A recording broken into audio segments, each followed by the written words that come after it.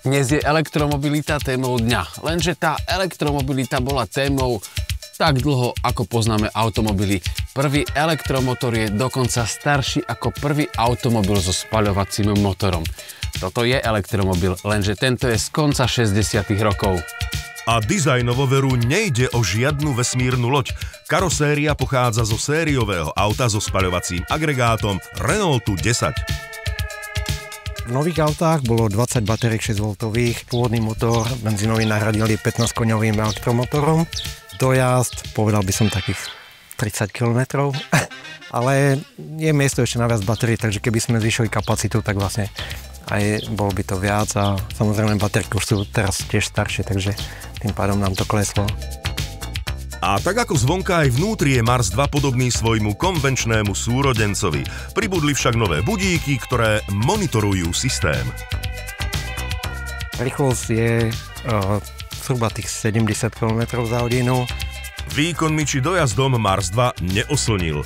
Do Európy prišiel na experimentálne účely a je zázrak, že prežil dodnes. Potom bolo v súkromnej zbierke alebo súkromníka v Európe, že je to jediný kus, celkovo, že ich je dochovaných asi 10. Podľa článkov, ktoré som našiel. Keď sme to dovezli, ono to vyzeralo na oko akože pekné auto, ale zub času a tie baterky, to každý vie, okolo batérií všetko hnie. Takže keď sa dali vonku, to všetko bolo vo vnútri, takže to sa muselo renovovať všetko na novo. To auto sa nabíja v normálnej zástrčke 220V. Pôvodne to bolo robené tak, ako na rýchlo nabíjanie 45 minút stačilo nabiť 20 batérií. Bolo tam 20 batérií 6V, takže to stačilo za 45 minút, to dokázalo na 80% nabiť. Lebo má to batérie vpredu, má to batérie vzadu, má to jednu batériu, ktorá slúži iba na svetla, vlastne rádio a ovládanie prvkov. Ostatné batérie slúžia vlastne na to auto. Je tam štvorrýchlostná prevodovka, ale tá vlastne funguje jednička, keď chcem posúvať v garáži do kopca, alebo keď ideme na cesty, tak dá sa tam štvorka a ono si tu už hádže rýchlosti samo. Hej, že za jazdy sa nedajú hádzať rýchlosti. Jazda nie je komplikovaná, len si na jej inakosti treba zvyknúť. Sľúbili mi, že si budem môcť pojazdiť. Tak ja to idem vyskúšať. Auto už má pár parkovacích metrov za sebou, ale verím, že nejakých 20 čisto elektrických kilometrov spravím. Tak idem na to, zapaľovanie dopredu, ručná brzda, prevodovka, takto. Ahojte.